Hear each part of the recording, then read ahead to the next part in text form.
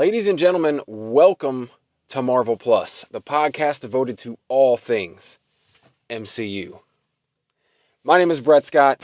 I am your host, and this, my friends, is the show. And this week we are talking the 7th episode of Agatha All Along. And it's another solo episode. I'm doing it all by my lonesome. Again, bear with me here. A lot of stuff going on. It's been difficult to coordinate. I almost actually had Ryan Fraseri on this episode. I'm sorry. I mentioned it. I probably shouldn't have even mentioned it. And now I've teased you, and I'm sorry. But originally I was going to have Ryan Fraseri on for this episode. I told him, as I told everyone else, that I'd have to do some solo episodes for a little while as I attend to some family stuff. And basically, it ended up, he was like saying that he probably could squeeze it in at this weird morning hour where I could fit it in. And we were going to do it. And then he realized that, like, no, he did not have that period of time free. So unfortunately, we do not have Ryan Fraseri here. It's just me once again. But hope to have a good one-way discussion regardless, right? So let me just start out by saying I don't even know how to say it. I do know how to say it. I'm just trying to not be so harsh, okay? I've seen a lot of praise for this episode and this series, and honestly, I've liked the series so far. It hasn't been my favorite series by far, but it's definitely not at the bottom of the heap either. It's been pretty damn good. It's been fun. It's been entertaining week to week. I love guessing what's going to happen, trying to speculate on what's really going on behind the scenes. But I've got to say, this week, not my favorite episode. Not by a long shot. And it could be that I just didn't get it all the way. I only watched it one time. Usually I watch these several times before I talk about them. And so it could be that. It could be that I missed some things that were really kind of cool in retrospect. But I don't know. I don't know, man. I just wasn't feeling it. Maybe it was just the character focus in this episode. I didn't care as much. To be honest, I was kind of looking forward to finding out what all the random outbursts were and what they would lead to. And this episode kind of brought that to fruition. We got to see them all kind of piece together and kind of what it meant. And we've been waiting on this. And I don't know. Maybe it just felt very disjointed. Purposely, it was supposed to feel that way.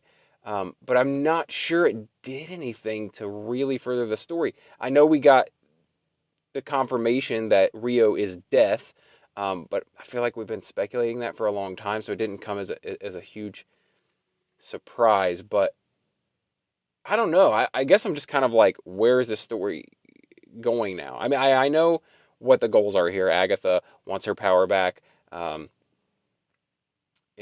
All of the witches need something from the road, and then obviously we have Teen or Wiccan who is there, or Billy, who is there to find his brother somehow, or find out what happened to his brother, reconnect with him in some way.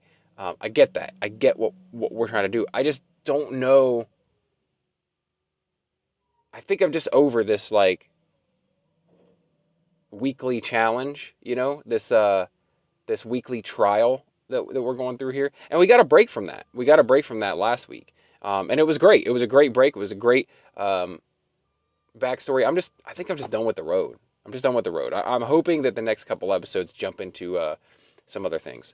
Hopefully we get back to the real world, or the road comes to an end and then we get more story after that. I don't know. I'm just done with the road. Kind of done with the road. Anyway, you know what? To be fair, since I haven't watched it more than once, I'll tell you what I'm going to do. I'm going to stop right here. I'm going to go back. I'm going to watch the episode again and see if it gets any better. And I'll be back. So just stay right there.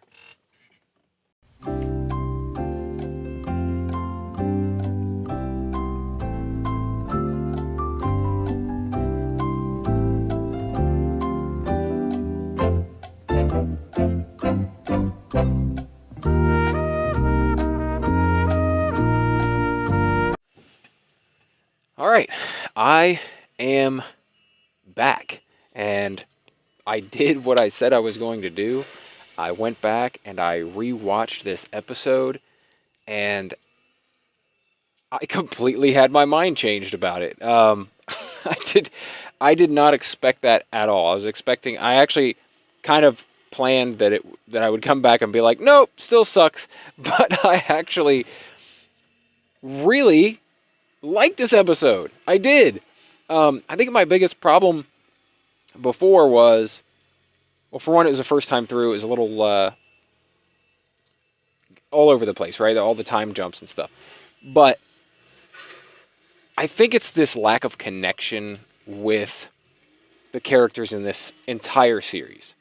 And I mean, even Agatha, I don't really care that much about what happens. Like, I haven't had enough time to get to know these characters. And each time we focus on a different one, and I kind of forget about the ones that came before. I don't know. It's not. I kind of need some time with these characters, maybe like before starting this series, to really care about them. I don't really care what happens to them. However, I do think this was a really cool, clever, sci-fi, awesome episode. At least in terms of like the way it was shot, the way it was written, the way that they told the story. That was a lot of fun. I just think I wasn't appreciating it for that. I was kind of looking at it more overall as a series. I'm kind of getting bored with the Witch's Road, and I want it to wrap up. And maybe that's just a symptom of it being 9 episodes when maybe it should have been 6. I don't know. But it's just, for me, it's running out of steam. Not saying there hasn't been some great episodes in the, episode 6 and 7 were really good episodes. So it's not, it's not that. It's just that, like, we have to sit through 3 more to get the rest of this story. And I feel like, I don't know. What are you going to do? You're going to use 3 episodes to tie this all up? It seems like a lot now that we have a lot of information. But yeah, there are actually some really cool stuff. I especially loved where she was going back to her childhood, in her consciousness, back to her childhood, and speaking with her aunt through her child eyes and body. And I don't know, it gives you that kind of like um, hair standing on end feeling, like it's like a good feeling, but it's also like kind of creepy, and I like that. I really like that. That said, I don't care about this character that much. I really don't. I think that's the thing that's missing for me is a connection to these characters. I don't really care about the outcome. Um, it's fun though. Don't get me wrong. It's fun storytelling. It's been a fun ride. Listen, I'm talking like it's over already. We got 3 more episodes, guys. A lot more can happen in this series. Um, I did like the focus on tarot this week. My wife's really into tarot, so like I kind of have a proclivity to that. Proclivity, is that the word? I think that's more like when you're good at something. She has a proclivity for tarot. I have an affinity for my wife. um, so anyway, I appreciate that aspect of it. I'm planning on getting a tattoo on my forearm here, that is a tarot card. Actually, it's the Lover's card, and it's going to be like, the Lover's going to be skeletons. So I don't know. You guys can't see unless you're watching on Patreon, but like my tattoos are all like, it's kind of like a skull and death theme. So it would make a lot of sense for that tarot card to be there and have the skeleton imagery. Anyway, I'm getting off track here. Yeah, let's kind of go through the episode and talk about stuff that I liked, and I think we've already talked about the aspect that I didn't like, and that's kind of an overall feeling. But scene for scene, pretty damn cool. So we start off with the aftermath of learning about Teen and everything, and Agatha realizing that out. So they're walking the Witch's Road together, and just kind of bickering back and forth. He's questioning whether or not she's ever even been on the road, just really kind of like seeing her for who she is instead of in this like in awe like he did before, this kind of looking up to her. Now he's kind of seeing her as like, oh, maybe she's not so great. Maybe she doesn't have it all figured out. Maybe she hasn't been on the Witch's Road before. Maybe she's full of shit. And I gotta say, I care less about Agatha now. Like, I really dislike Agatha. She's like I guess the protagonist of this show. She's not, though. She's not the protagonist. She's definitely the star of this show. It's called Agatha all along, but I don't, I just don't like her anymore. Like, I kind of liked her in WandaVision. I kind of liked her at the start of this series, but now she's just like, she's just a bitch. And like, not a bitch like in a cool, bitchy way, like Rio, but just kind of like a person I don't like. But I think that's what the character's kind of supposed to be anyway. If you go back to the limited interactions she had in the comics, is like she's not somebody you're supposed to like love or root for. But anyway, that's the vibe I'm getting now. She's kind of a rude bitch, and just like not a good person, right? Like she's really is only out for herself. You had like an inkling there for a minute where you felt that maybe she cared about Teen, but it's like more and more it's like maybe it's like she realized that it wasn't her son and that it was Wanda's son, and now she's like, fuck this dude. But just generally I don't like Wanda. I did like that they leaned into the witches theme this episode and did a Agatha was in once they got into the trial. Agatha was the Wicked Witch of the West, which I thought was great because she is like the worst, right? And then it was kind of cool. They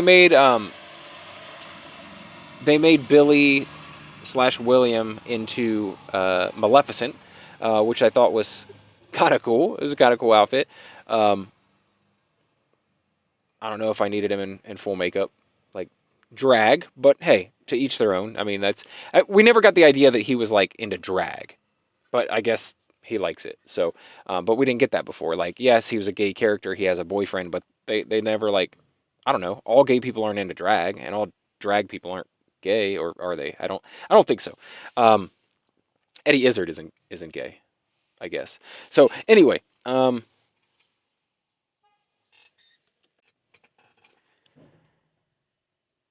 the trial was pretty cool because of the tarot theme, and they started out, and I love that like Teen's very confident. He's very confident in the fact that like oh, I know tarot. Like I'll do this challenge, or I'll do this trial. Thinking that it was his trial, because now that he's a witch, I guess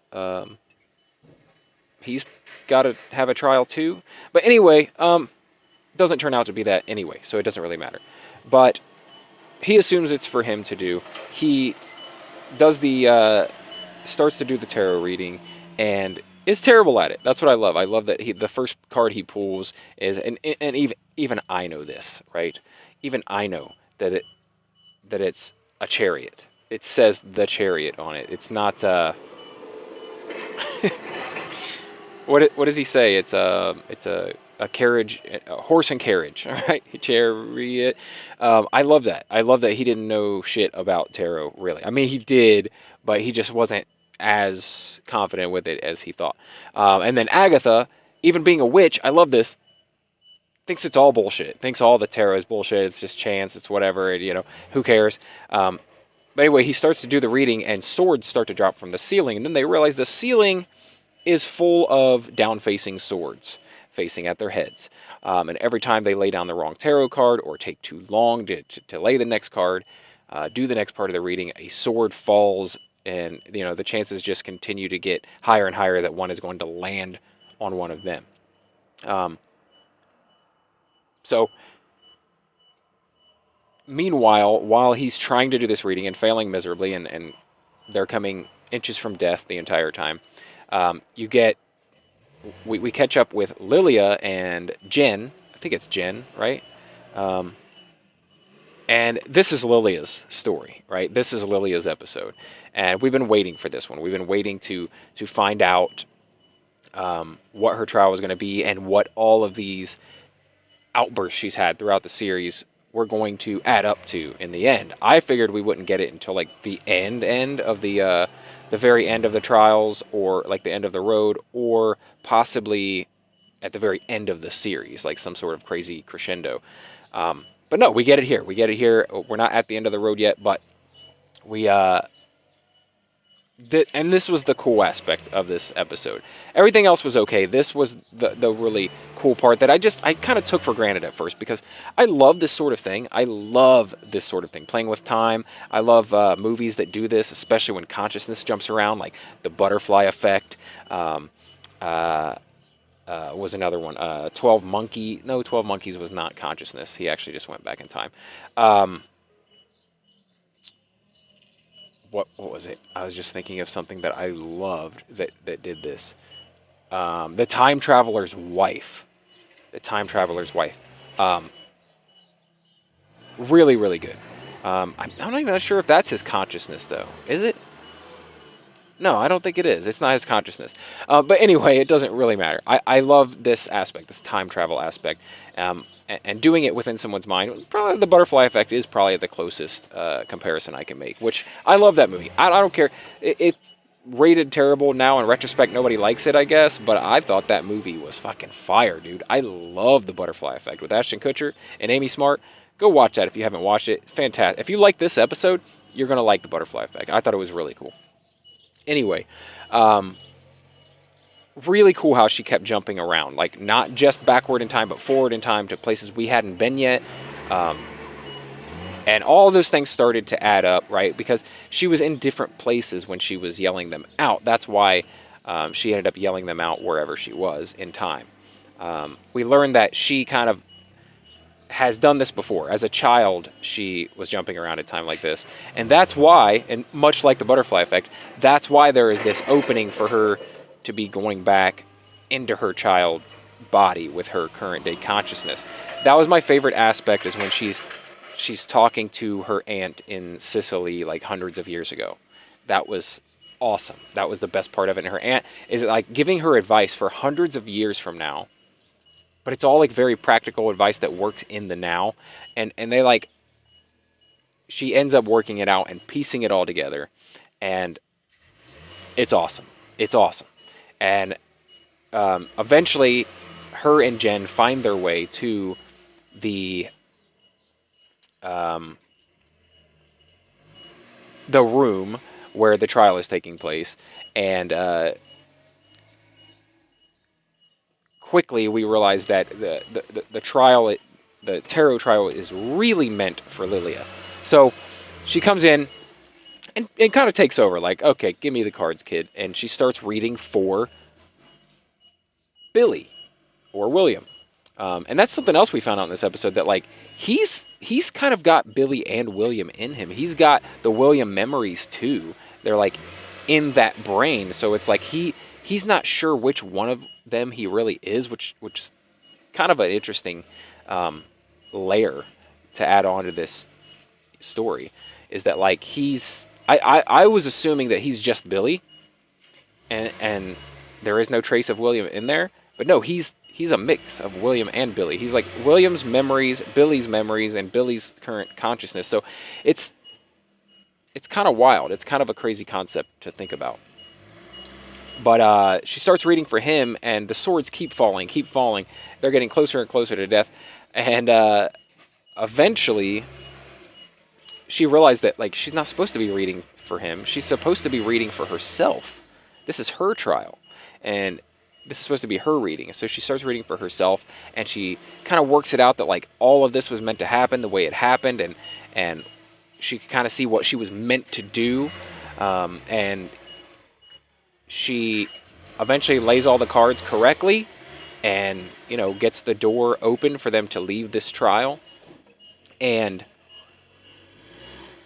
also in all that discovers that Rio is death, which we knew, which I touched on earlier. You know, we had an idea that Rio was death, and and that's how this was going to play out, and that was her communicating through the Ouija board and all that. So Rio is now confirmed. She is Death. We don't, as an audience watching the show, we don't know much about Death. Death was in the comics in different times and storylines, but me personally, I don't know much about Death other than what people have told me who have read the comics. So I don't know. I like I said, I could care less about that aspect of the story. I'm not all that invested in the story because I'm not that invested in the characters. I don't care what happens to them. But this episode was really cool. And I like that in the end, she knew what she was supposed to do and that her destiny was to fall onto these swords and sacrifice herself to take out some of the Salem 7. So she lets everyone else out once she completes the trial, lets everyone else out, closes them out, and stays behind to face the Salem 7. And flips the room upside down, which I thought was a really cool way to use the tarot cards because, reversed is different, upside down, like the tower can be upside down. And she uses the cards to flip the room, and the not only her starts to fall towards the ceiling full of swords, which is now the floor, but the Salem 7 do as well. However, I don't think the entire Salem 7 is there because you only see 4 witches land on swords. And then in the end, she lets go and she dies as well. And, that's the episode. But yeah, overall, pretty damn cool episode. I just don't care a lot about the series now. Hopefully they can pull me back in, reel me back in, and make me care. I'm just done with the road, man. I'm done with it. Yeah. So started out, I did not like this episode, gave it a rewatch and really enjoyed it, but just kind of realized that I'm not all in on the show anymore. However, the episode was really cool. All right, my friends, that is going to do it for this week's episode. I hope you enjoyed my solo commentary. Hopefully we'll get back to having some guests again soon. I don't know if it'll be during the Agatha All Along series or not. But that's definitely something I want to get back to as soon as I get things sorted out here at the homestead. But thank you for sticking around, even with the solo episodes. And maybe you guys are enjoying them. And if you are, please let me know. And if you're not, let me know as well. But I get it. It's not as fun. It's just one guy talking. You don't get other people's opinions. And that was a big part of I think the allure of this podcast is that we bring in different opinions all the time. And so just getting me every single week, that's just not going to do, man. We can't be having that, man. So we will get back to the guest episodes, absolutely 100%. I apologize again to the guests that I did have lined up this time around that I couldn't fulfill my end of the deal on. But hopefully get you guys back on for the next series or to talk about an MCU film or something of the sort. Anyway, thanks again for listening. You can follow me on X and Instagram and TikTok at RealBrettScott. Don't forget to rate and review the podcast. It really, really helps the algorithm. It helps us to reach more ears, and more ears is, more listens, and more listens is more. You get it. If you're interested in Marvel Plus merch, you can check out tpublic.com /Marvel Plus podcast. What else we got here? Trying to do the house cleaning here. Join the Facebook group. That would be awesome. I'm trying to get that up to 100 members. A lot of good stuff in there.